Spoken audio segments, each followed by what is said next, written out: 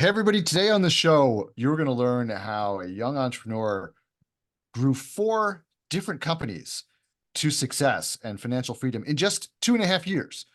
Christian Osgood, I would love to welcome you to the Apartment Investors Club. How are you doing? Hey, thank you for having me here. I'm doing fantastic. So, this is, we just did a little chatting before I hit the record button, learned a little bit about you, and I'm really fascinated by your journey. Uh, Now, 2.5 years ago, you said that you were working a full-time W-2 job. Mhm. You were the owner of a grand total of, what was it, a house and a couple of duplexes. It had taken you 8 years to assemble, and then suddenly something happened, and you kind of turned on a dime, and you went from taking 8 years to buy two duplexes to building four companies in just 2.5 years. So I would love to learn how you did that. But before you get into the story of how you did it, what I want to know is why it took you 8 years to just assemble that very small portfolio. Like, what was going on? Why was the progress so slow? And then we'll talk about why how it sped up. Yeah, well, it's funny. It's a mindset thing. I grew up, and my financial book that was given to me by my mentor at the time was Dave Ramsey. His whole thing was debt free, debt free, debt free, debt free. And so that my mindset was structured around how do we increase our income? How do we increase our savings? My business partner, Cody, who I met him when I was 29, he was 20 or 20. Actually, he just turned 21. He grew up with Rich Dad Poor Dad. And so the difference was in mindset on how you look at assets, how you look at income, saving, bottom line versus top line income. I was completely focused on bottom line. What do we have? How do we grow it? How do we save? Of course, that is important, but you don't have bottom line unless you have top line. And for me, I just focused on building my career. And I bought into I need to go to college to get a first job, a second job, a third job, a fourth job, to scale up, to save the money, to buy assets. I learned that I don't have to do that and that you can use your own ingenuity and creativity to create assets. And that is how my companies went. Now, should you create four companies in 2 years? Probably not. This was really hard. But I got so excited with the ability to, I was like, oh, we can successfully do this again and again and again if we follow the same principles. And so that is how it got started, is just a belief of I need to earn this. And then I saw one person doing something different, and I was like, I want to do that. And I literally gave it no other thought. All right, well, let's dig in a little bit. So I Yeah. still want to dig in. So in the first iteration of Christian Osgood as real estate entrepreneur, Yeah. so the reason it took you 8 years then was because were you saving up the money to buy those assets for cash? And then, so is or a big down payment or something? Is that why it took so long to do that? That's one of two reasons. I think that was the main reason, was I thought that you needed money to buy assets. So I saved and I saved and I saved. The other piece that I believe that I was missing was I thought that you have to qualify yourself to do things. And I think we get this mindset from going from, elementary to middle school to high school to college, where it's we need to add steps. One of my favorite quotes, I talk about this all the time in my course that I teach, is don't add steps. That is the one thing you can't skip them, but everyone wants to add qualifications. So I ended up working for the CoStar Group for 4 years. They own apartments.com, LoopNet, the actual CoStar data product. But if you're unfamiliar, they basically own all of the major commercial website and data around real estate. I worked for them for 4 years so that I could qualify myself to be a better investor. So I would know the numbers, I would be connected. And what I realized, and it's this simple, if you want to be a real estate investor, you have to own real estate. And I somehow in 8 years did not have that simple try that again. That simple thought was Yeah. just, look, I don't own real estate. I want to own real estate. What does it actually take to go buy this stuff? Do I have to save up all this money? What are my actual options? And it took a few months of study to learn, hey, there's multiple ways to close a contract. Let's start with the deal and we'll figure out the debt and equity once we know what the actual opportunity is. And that deal debt equity, that changed everything for me. It's funny that you mentioned this qualifications thing because now I'm a former lawyer, And I can't tell you how many times, and this even happened to me last night at a networking event, how many times people ask me, should I go to law school in order to do X that is not being a lawyer, right? And I said, well, if you don't want to be a lawyer, why would you go to law school? And they said, well, because it's a great education, or it'll give me this qualification, or I'll be able to do my own legal work. And I'm, yeah, but you don't want to be a lawyer, right? You want to be, in the context of last night, it was a real estate investor. Why don't you just go be a real estate investor? Why are you adding extra steps? And I think it comes from this a feeling of insecurity, like feeling like you need to prove something to the world, or you have some kind of credential to justify your existence in this other thing that you want to do. And it just, like you said, it creates extra steps, it creates delay. And it's actually, I think, a form of procrastination. I agree with that. I see a lot of people. The most common one I see in real estate is oh, I'm going to get my real estate license. I'm going to go Yeah. become a broker. Like, do you want to be a broker? Well, no, but I can save 3% on my contract. It's like, you're already making the other 97%. Let's focus on the ownership side instead of the broker side. The only reason to be a broker is because you want to be a broker. If you want to buy the deals and you want to run your portfolio, you don't need a license for that. It's you don't skip steps. If you want to start a property management company, you're going to need a designated broker. And if you want to do that job, then sure, get your real estate license. That's a requirement for that job. If you don't want to have that job, don't get the requirements. It's that simple. Yeah. Don't make extra steps. I love it. So what was the thing that gave you that mindset shift? I think the mindset shift for me, the real wake up call for me was COVID. I wanted to be an entrepreneur for a long time, and I think you nailed it on the head. It's procrastination. You're addicted to, hey, I get a paycheck, I live on this. It's scary to just jump out of the 9 to 5 and go start a business. There's so much to learn. And there's not, unless you can get a great mentor early on, which I did not have, it's really hard to figure out a lot of the steps. What business license do I need? How do I get these things launched? Even just the basics, like I have to file what? The Secretary of State? How do I pay my taxes? There's a ton of questions you have, and I think that is what delayed me. I started when I actually had time to sit down and think. And I think a lot of people don't do this. You get into your routine and you just stick in your routine. When COVID shut down the planet, I was an outside sales rep. I couldn't go out anymore. My company was one of like really early. CoStar Group was like, hey, we're not doing anything this year. You guys are inside, pick up the phones, go. And I was like, well, I don't want to be a phone rep. I worked really hard to get out of that. And I'm sitting at home thinking about what I want to do, and I realized I'm not doing any of the things I want to do. At that point, I just had my first duplex. Like I have 2 units, I have a house, and I'm sitting on this side of the table selling people doing exactly what I want to do, data. This is stupid. And I think that was where I realized I'm like, they're doing the thing and I'm not doing the thing. And it's such a basic thought, but I don't think people make time for simple thoughts like that. So that was it for me. I just sat down like, am I doing what I want to do? No. I talked to my wife and I was like, I want to build a real estate portfolio. I've always wanted to do this. I just want to focus on that. And she thought about it for maybe 30 seconds. She's like, okay, I think that's what we should do. That was it for me. I know it's different for other people, but I was like, I'm not doing the thing. Let's go do the thing. That's what it looked like. But you mentioned to me before we jumped, or sort of like before I hit the record button, that Yeah. about meeting your partner and how instrumental that was in kind of Yeah. changing your thought process. So just give the backstory to that, how you met your partner, and then how it changed your outlook. This is great. I don't actually share the story super deep every time. So this is actually a good story. So I left the CoStar Group and worked at a brokerage. Actually a client of mine at the time from CoStar. He wanted to start this data product in small multifamily, which I thought was genius because CoStar likes commercial stuff, Zillow likes single family stuff. I saw a little niche for people can find financial freedom in the small multifamily. Let's gather some data, and maybe if we're super lucky, a CoStar or a Zillow decides to buy the data from us, and we're all rich.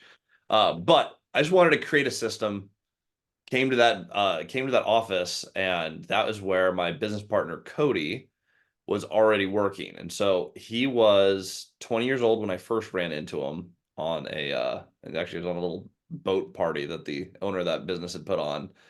And it sounds way more glamorous than it does. It was a super cheap boat and a few people from the office. But There's a like, rowboat. oh yeah, this kid's 19 and has a 12 plex. He's going big places. I was like, oh, that's pretty cool. Good for him. The next time I saw him, when I actually jumped ship and went to that company, he was 20 with 24 units. I was like, dang, that's pretty cool. And then right around the time he turns 21, he starts closing some of the leads that I'm pulling out of my data center as a broker. We meet up and he's like, oh yeah, I'm closing on another sixplex seller finance. And we 30 units at 21, which was wild. So I communicated to him. I was 29. It's like, how would I get to 30 units by the age of 30? Unit count's a dumb metric, but it's what I wanted to. It was the question that I had. And he's like, well, I can't help you there because I want to take out a 38 plex. I need a partner to help me operate it because I can't manage 68 units by myself. Problem is, that's not going to get you to 30. That's going to get you to 42. I was like, well, let's do it. So we partnered together and we did the a 38 plex as our first project together. Seller finance, no money out of pocket. But it was just seeing someone who'd done what I want to do, sitting down, getting coffee with them, and asking, how did you build your business? And we built the rest of our business model on that exact same thing. We look at people in the market we want to buy, and there is no such thing as a seller. As far as meeting people, they're just owners of real estate. And I go, who's done what I want to do? Let's meet with the people who've already done that in our market and learn how they did it instead of try to buy their properties like everyone else is trying to. And the funny thing is, you get to share your story. You become invested in each other. They don't always sell me their real estate, but I get calls all the time from people who I've met whose methods I apply to my portfolio. And they go, hey, I just ran into a deal. It's not the right deal for me. I think this hits your goals. You should take a look at this. And the people I met moved me forward. We've had a few owners where we've been friends with them for a couple of years now. And they've called and said, hey, I'm actually getting out of the game. I love the way you do business. Can I give you everything on a contract? And a few of these have been 100 unit plus transactions. So that's the full evolution of how this happened. But it came down to there was someone in the office who did something I didn't know how to do. I just got him coffee and asked how they did it. And we found our goals aligned. And It, funny enough, Grant Cardone's Growth Con, our boss canceled his tickets. He's like, I got a hotel if you guys want to go and room together. And we're like, sure. So in 3 days, we had launched our first partnership, and we've done a lot since then. I mean, that just shows you kind of like the power of just curiosity, right? Mm-hmm. Like just somebody's doing something that you're interested in, and it's like, well, how are you doing it? I mean, it's actually, I never thought about it in these terms before, but that's actually how I got into the business too. Like I, it was clear to me that my legal career was kind of winding down. I was seeing the writing on the wall at the firm I was working for, and Mm-hmm. I really wanted to get out anyway. I wasn't happy, and I just started doing a lot of networking, and like met someone who was doing what I later learned was a syndication business, and I was just like, well, what are you doing? Like, explain this to me. I don't understand how this works. And that actually led to my first partnership and broke me into the business. So it, it's just really important to just get out there and talk to people and just don't have an agenda. Just ask like, what makes you tick, right? How does this all work? People are happy to share that with you. If Mm-hmm. you don't have an agenda, if you're not trying to get anything out of them, if you just really want to learn about them, it's a it's a great way to learn, but it's also a great way to build relationships because you're not trying to get anything from someone. You just want to learn, so Yeah, I go in. I take that one step farther. The one thing I do want from them is I want one valuable takeaway for my business, but I don't really care what it is. But you go in with an objective, and you come out with a takeaway. And if you do that on every single meeting, you move 1,000% faster than other people. I feel like a lot of people will go into meetings and actually learn and apply nothing, and it's a total waste of time. If you intentionally assimilate knowledge, you can build a business really well, really fast. so But yeah, same model. here's something I want to learn from you. Yeah. So I want to learn more about the seller financing. I've done one seller financing deal, but that was the result of banks just being impossible. Right? I didn't go into it with the intention of seller financing, but now that I've done seller financing, really, really like it. But I would love to learn from you. So those first couple seller financing deals, you said you put no money down at all. How does that work? Because the seller financing deals I did was essentially the swapping the seller for the bank, but we had a lot of equity in the deal, etc. You're Mm. doing seller financing deals with, no money down, essentially. How does that work? So we've done zero down deals. Most of Yeah. them are going to have a down payment though. That's very common. There's going to be some money out of your pocket. However, it doesn't always have to be your money. Much like syndication, you can raise money for any deal. So I follow this order. I think I referenced it briefly earlier, but it's deal, then debt, then equity. If you figure out, hey, I have this capital and it's at X return, so I have a cost of debt, or I have a business partner who wants to do X or Y, you've immediately limited the deals you can do because you can only do deals that fit the box of your money. The nice thing is, if you can just find opportunities and you go, hey, I believe in this opportunity and I see how much money it can make, now you can line up the correct debt product and the correct equity product. The easiest debt product to negotiate is typically the seller because you can finance your own equity. And if you can find, and there's a lot of owners that have high equity positions in their properties. What we've found is the people who I tend to try to meet with, those people we referenced earlier, people have already done what I want to do. They've typically been playing the game a while. If you have a few hundred units and you've stabilized your portfolio, you usually be in the game a while.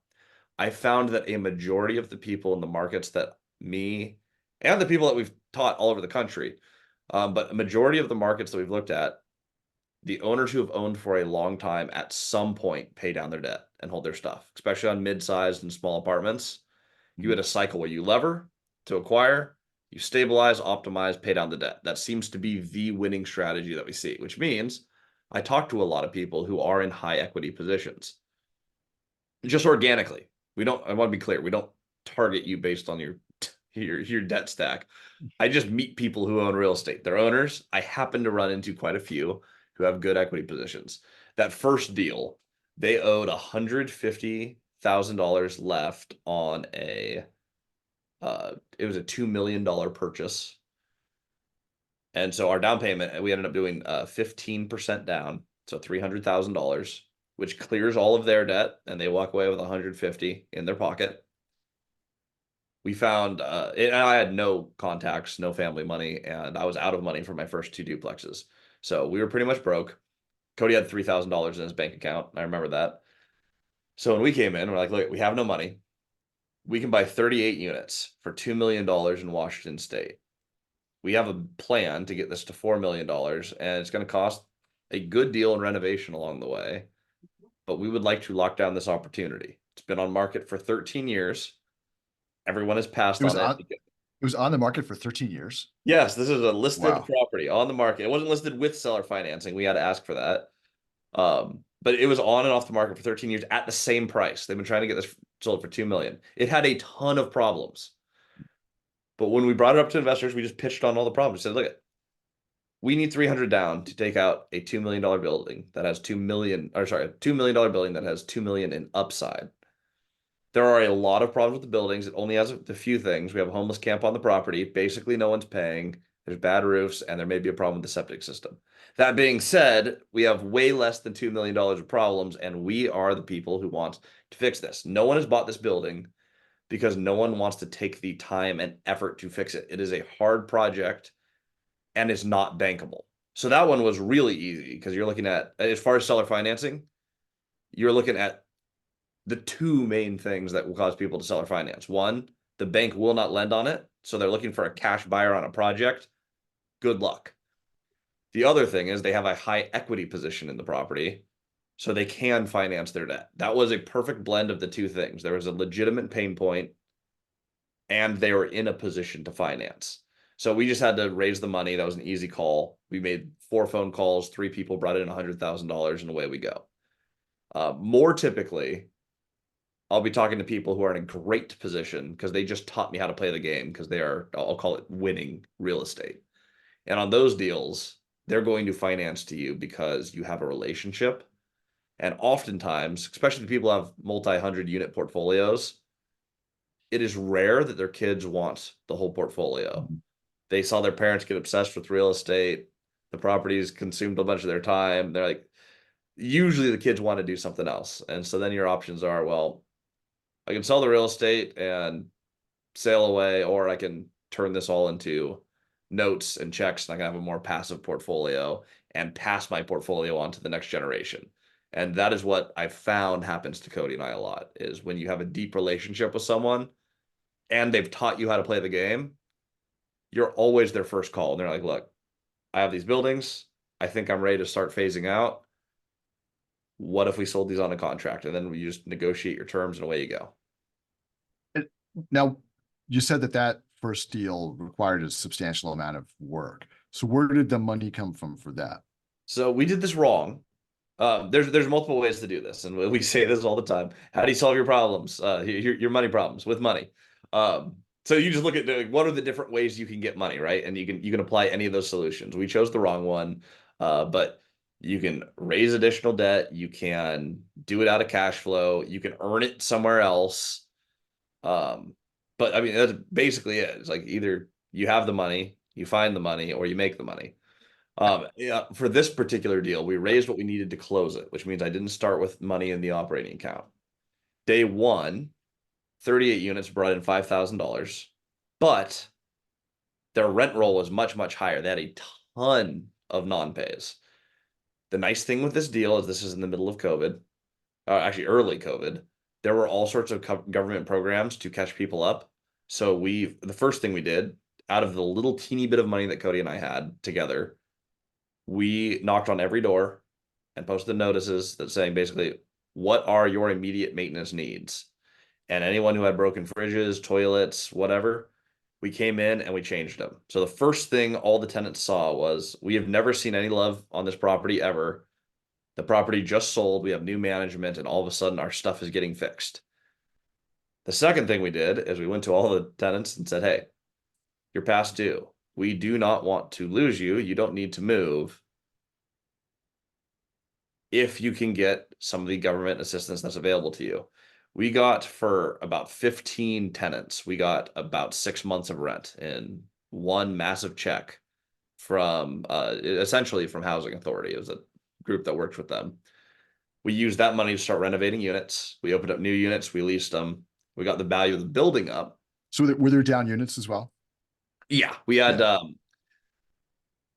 we had one completely burned out unit that we should not have renovated early, but we were young and dumb, and we called that the stupid tax. So we did the most expensive unit first, which was idiotic. We got smarter and we started doing the easiest turns first, and then and getting them leased. But we got 7 down units up, and we got the collections to a great place. And on month 11, we went to the bank and did our first bank. At that point, we had 100 units too. In our first 11 months, we bought 100 units. Mm. We went to the bank, got our first bank loan ever, pulled out 300,000 in cash, invested it all back into the building, fixed up the rest of the down units, fixed up the units that had more deferred maintenance, re-sided the building, did landscaping, added security cameras. And then we went back to the bank and we did another refi and pulled out another $300,000, and again spent it all on the building. We brought the collections on that building from $5,000 to, last I looked at it, I think our rent roll is $26,000 a month. Mm. And we have one or two people who just went behind. So we're collecting like 24,000 from, again, remember 2 years ago this thing was collecting $5,000. Last appraisal came in at 4.1. So that 2 million that we said we were gonna bring in on that deal, we did. It cost 600,000, and we bought out all of those original partners. So Cody and I own the building ourselves.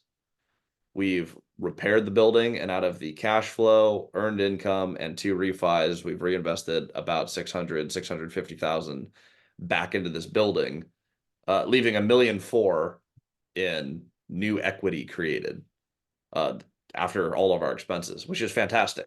And you're still paying the note to the original seller, I right? actually, That's well, no, because we did that bank refi. So we refinanced oh, the note to the seller in 11 months. I got 5-year debt at 4% interest.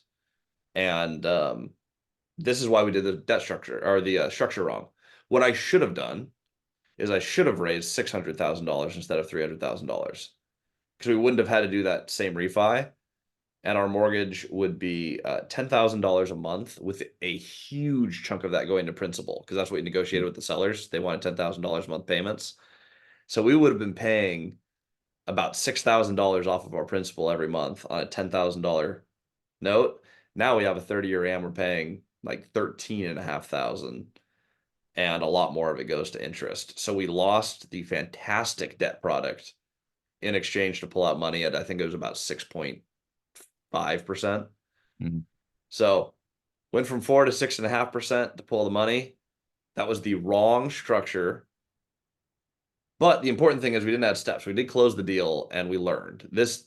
Those things cost a lot of money. That's called the stupid tax. However, it was a stupid tax to create $1.4 million and a property that cash flows extremely well. So that was the first deal. We made $1 million on that first deal. It's a good deal. We left hundreds of thousands of dollars on the table by not structuring the seller financing better. And that is But okay. that's Part of your learning. education. That is the education. That was your tuition check, right? Yes. So And it's a big tuition check. yeah. That is why I'm such a big advocate for find mentors. They don't have to be paid mentors. They can be. I've had plenty. But the best mentors are the people, again, in your market who've done what you want to do. And so has this become your model now? Is this kind of, did you taking what you learned, obviously, and kind of refining things? Is this essentially the same? Have you been doing this deal over and over and over again? So basically a very, heavy value add, a deal that needs has a lot of deferred maintenance, it's got to roll up your sleeves to take care of it. Very few people want to do that. But you guys are willing to. Is that what you've done since then? I have a lot of fun on those projects. It's not all that we do. We're actually right now buying a few deals built in 2020 that were built in cash. Mhm. And it's a seller who we bought all of his junky properties and fixed them up, who's now selling us all of his nice stuff at 6% interest only 15-year notes. And so Wow. we're buying new build multifamily, and they're nice new build, 3-bed, 2-bath, 2-story walk-up build. Mhm. They're awesome. So we buy some of that. We bought a seller finance resort, $4.5 million purchase on the water in on the Hood Canal in Washington State. It's gorgeous. But that is like a very nice, really fun retreat. We host a lot of events there. Even for our other companies, it's fun having a venue to be able to bring Mhm. people in. So essentially, my underwriting is this, and this is for multifamily, this is for business. How do you own it? How do you never lose it?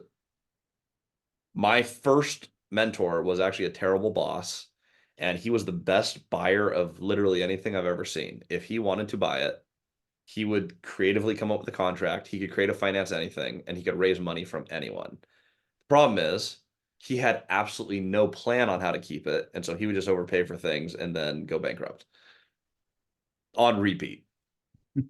So that came up with question two. I'm like, I have no mentor for how to keep these, but Cody and I had to write the principles for what does it take to keep a property long term. And what I found is that the variables are what killed this first guy every time. Interest rates went up.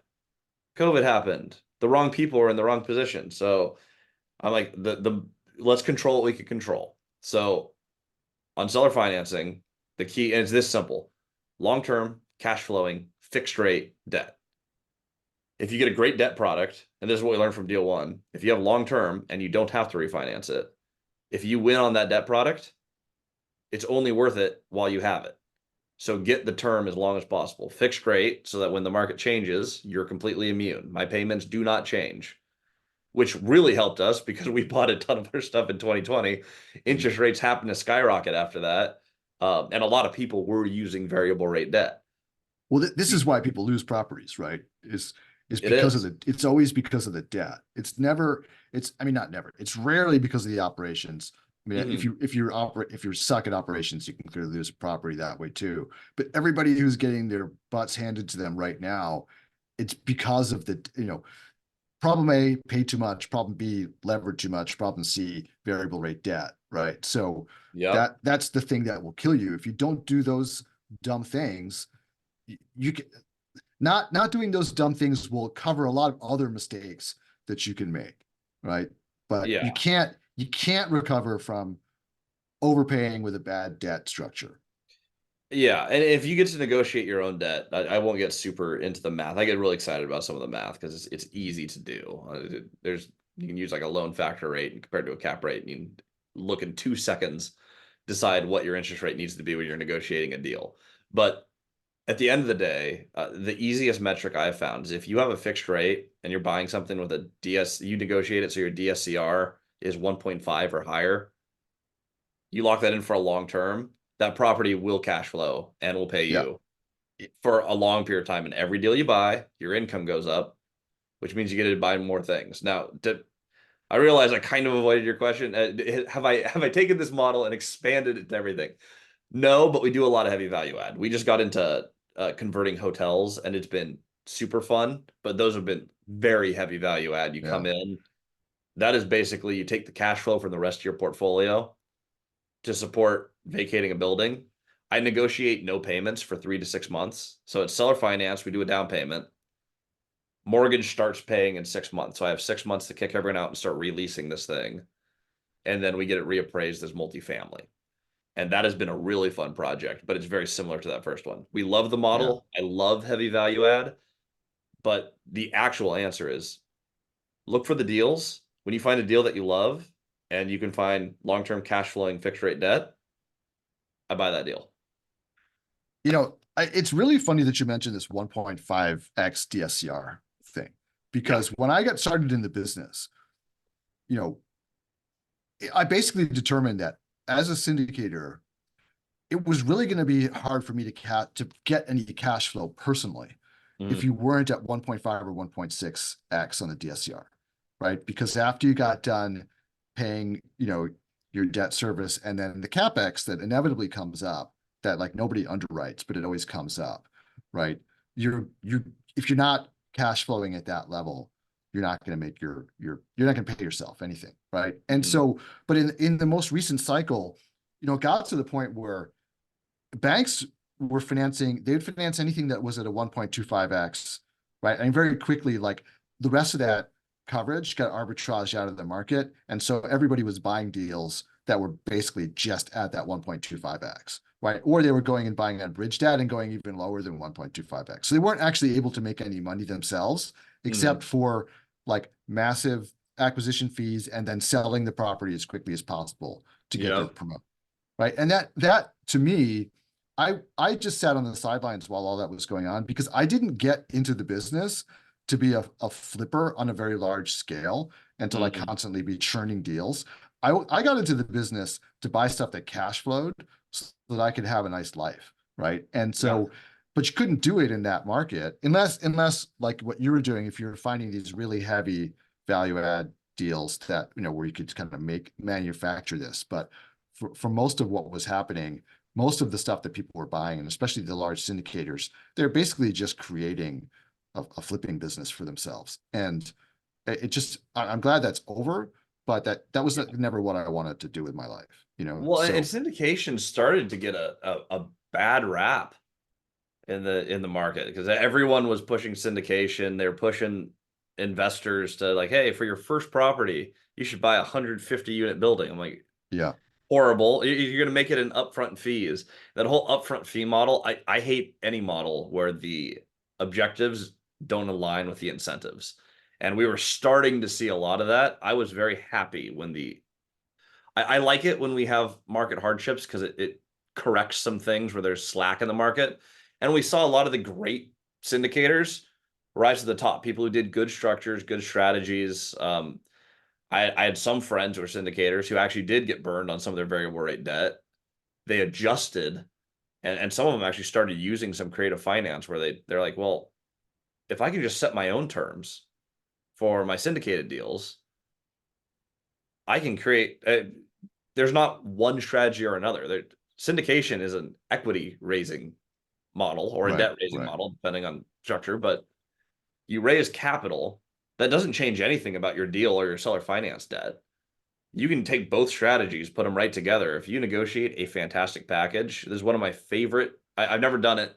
personally, but I have a friend who's done this a few times. Syndication. I'm going to fix up a building and I'm going to be a better operator than the next person. Here's the opportunity. They put together their fund and they set their interest rate. This is one of my favorite things to do on my buildings. On value add, year one, 2% interest only. Year two, 3.5% interest only.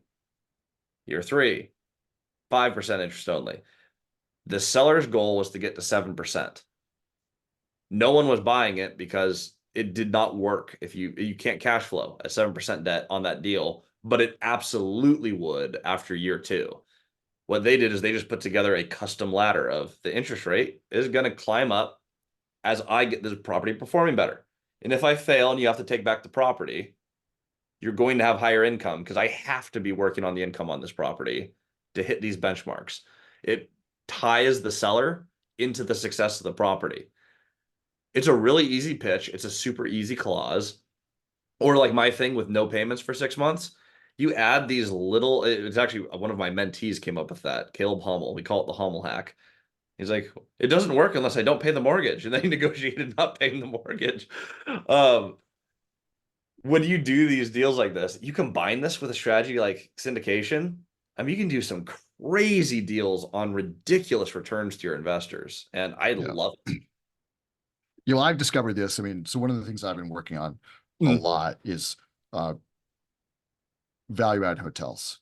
Oh, So I'm loving them. so we're doing, mom and pop hotel motel conversions into boutique hotels, right? Oh, And nice.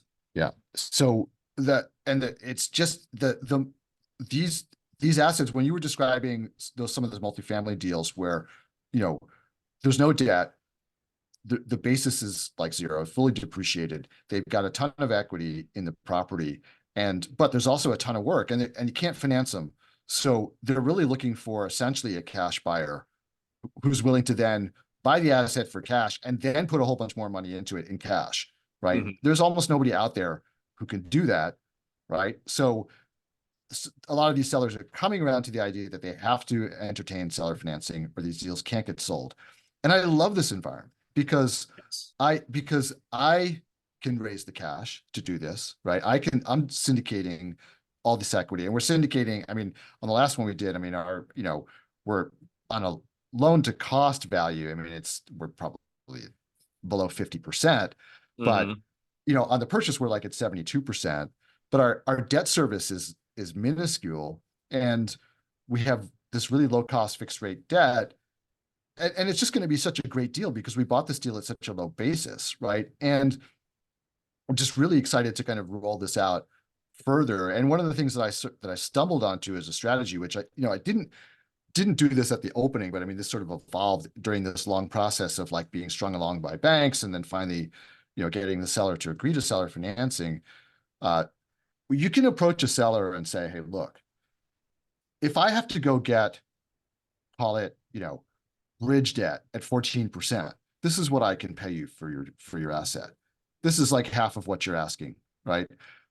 If I have to pay cash, this is what I can afford to pay. Mhm. Probably not what you're asking. If you do seller financing, though, not only can I hit your asking price, but you're actually going to you're going to make this stream of payments too. So what you end up putting in your pocket is not the 2 million. It's like 2.5 million after Mhm. 5 years, right? And these people are often not, they're not hedge funders thinking about, oh, but the time value of money and like I could get more interest if I invested in this other thing or whatever. You're just making a very simple case to them, like, hey, look, would you rather have two, or really, it's like, would you rather have 1.5 or would you rather have 2.5? But you just have to spread it out over time. And by the way, tax deferred, actually better for you on taxes too, right? So this is just a great way of like buying these assets that I'm like you, I have like fallen in love with the idea of like taking something that's old and tired and making it Mhm. into something really nice, right? And you get a lot of satisfaction out of that. And also there's all these other benefits that come from this. Like, God, you come in and you take over the hotel in the middle of town that's like an eyesore that like everybody hates, and Mhm. you rehab it, like everybody loves you in the town now, right? You're not like evil landlord jacking up people's rents. Like you're like the guy who just like made the town better, right? So it's a very exciting thing. It is, and it's super rewarding. Yeah. Like it just feels good. In Grant County, like our main city we invest in is Moses Lake. I also invest in the surrounding cities. But in Moses Lake, we bought, without a doubt, we bought the worst properties by far for multifamily. There's a 12-plex that was the worst property. Cody bought it, and then I bought in later. The 38-plex, I'm highly confident there's been more murders at that property than any other property in Grant County. There's been a ton. It also has the largest SWAT rate of all time in the 80s. They had a huge, they had like tanks. It was crazy. Um, that property has been rough for a long time. There's virtually no crime there anymore, which is crazy. Occasionally, we still have someone wander into the property. It shouldn't be there. Uh, but it is a really safe, very pretty building. It used to look like a prison. It was like an old motel conversion done wrong. Mm. It's all brick with small windows. Resided, repainted, totally re-landscaped. It looks super nice, and it wasn't a crazy reno. We just reskinned the outside of the building, and then we decked out the inside of the building. Now tenants don't really leave, and like we found a niche in affordable housing where I'm like, I can take something that's terrible, I can make it nice, I can make it feel great on the inside and outside, and we can still hit all of the metrics for affordable housing. So we're one of the largest housing providers for low income housing. We work with every housing program, but I can open up buildings that were horrible, fill them with people, and like a lot of these buildings, like 50% of the rent is a check from the government that comes in same time every month, easy to assign. It is an easy business model. The city loves me. The police love us, which is really helpful, especially if you want to build anything. The police talk to the fire department and go like, "Hey, Mm. sign off on this stuff," which is great. But we get a lot of love from the city and the community because we touch a property, it's better. And the hotel conversions, there are so many, just the country in general, but in our market, there are so many just horrible motels. Yeah. For us as low income housing guys, you build kitchens in them, you get your permits, you repaint the building, you convert the main check-in area, whatever the office is, into some cool common space. And all of a sudden you have like a really decent, affordable apartment building that is no longer an eyesore. It's Yeah. not a crazy expensive renovation, and you can make a ton of money on this. We're buying a 33 unit valued at 3.1 million for 1.6. Mm. 100% financed, hard money, and it's 50% occupied, and it breaks even on the hard money. Wow. Wow. I'm like, okay, this is not going to be a super hard deal. You can find these all over the country, but yeah, value add, like you were saying, it is the most rewarding thing Yeah. because you actually do make a difference in the city. Everyone will hate you online and say you're a slumlord, regardless of what you do. But if you look at your net impact on a city where you can come in, provide housing, and make buildings look nice all over the city, it feels cool to drive through that city and go like, oh, there's like 30 of these buildings are gorgeous now that weren't gorgeous. Yeah. And I mean, there's so much to talk about here, but you know, we go into the small towns with the hotels, and one of the first things that the local officials will ask us is like, do you guys build housing? Because we need housing, right? And Mm-hmm. there's an opportunity there in a lot of these communities, and there's also, you know, once you start kind of going down the hotel motel route, you find that there are just a ton of these little kind of like 10, 15 unit motels that really don't make any sense to run as hotels unless you plan to live on this on site and run it yourself. And there aren't really a lot of people who want to do that anymore, but they're great candidates for converting into micro apartments. Right. And if you do it, if you can do it, we haven't done one yet, but this is definitely on my radar. I mean, I'm looking for these opportunities. The, you know, to convert these into like a good quality micro apartment, low, you know, like you said, this is low income housing, but you make it nice, make it high quality, right? And the great thing about these motels is that unlike say in multifamily where you have to evict, you have to deal with evictions or whatever to get the property empty so that you can rehab it. A hotel is empty already, right? Hmm. So you can rehab the thing in a couple months and then lease it up and you're good to go, right? And if you want to flip it to a local investor or if you want to just run it yourself or whatever, like you're good to go after a few months. You're not talking about a year or too long process to like renovate each unit as the lease rolls or trying to buy people out or deal with evictions, all this other kind of stuff. You're just ready to go because it's a hotel.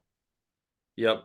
And yeah, mine, the first one we bought was a 24 unit hotel, and I'm getting it leased up now. I wish it was 100% vacant. There's a few people who are Hmm. guests who never left. In Washington State, apparently we're still on the protocol where if you say you live there, the police won't remove you.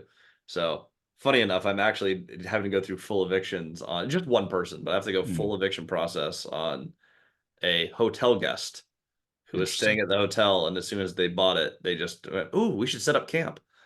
Um, which is, it's neither here nor there. The nice thing is you do some of these hotel deals, you have the margin where it's like an eviction is a rounding error in No, in the grand math of doing some of these things. But essentially, yes, when you get the building, there's no clearing out for the most part. It's okay, what do we have to do? Let's look at it and get the contractors in there and let's start rolling. I actually ran out of contractors on our 24 unit, which was a funny story. I had so many projects going on. I realized we bought an awesome project and there was no one to do the work for no one me. to do the work. So Cody and I drove across the mountains and I turned the first 5 units. I just chose the nicest ones and we threw all the mattresses over the railing and got a truck and I was like, okay, here we go. One day. We're gonna turn 5 units all the way in one day. We got 4 done, which is really good. And they're leasing up now. Housing Authority snagged 2 of them, and then 2 of them are gonna be market rent. Just people coming in. That's great. Yeah, it's really fun. Well, listen, we've actually run out of time, but this is a really fun conversation. I feel you and I could probably talk for another hour about this stuff, and Oh, I know. And I have a maybe someday chatterbox. we will. But listen, this has been really great. If Yeah. people want to get in touch with you and learn more about your business, and we didn't even get to talk about some of your businesses, but if people want to learn more about you, what's the best way for them to get in touch? Yeah, if you want to learn property management, we didn't talk about the resort at all. I had run a resort, multifamily, any of it. Best place is on our YouTube channel. It's Cody and Christian Multifamily Strategy, and we talk about everything there. I do 3 to 5 videos a week. That's a great place. If you have questions and want to engage, Instagram at Christian Osgood. Awesome. Well, absolutely go there. Check out the YouTube channel by all means. Christian, it was really fun having you on the show, and I look forward to having you back in the future for a follow-up. Dude, thank you so much for having me. I appreciate it.